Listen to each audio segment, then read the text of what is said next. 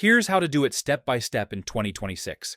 If this video helps, please like and subscribe for more quick tutorials. Changing your alarm sound helps you wake up easier and avoid missing alarms by using a sound you recognize. First, open the clock app on your iPhone. Tap the Alarm tab at the bottom. Find the alarm you want to change, then tap Edit in the top left corner. Tap Sound to choose a new alarm tone.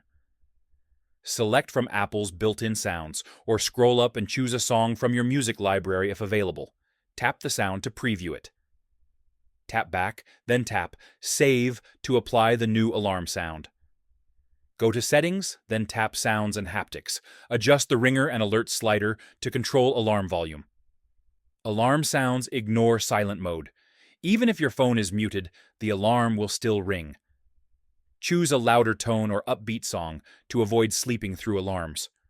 And that's it. That's how you change alarm sound on iPhone in 2026. Subscribe for more iPhone tips.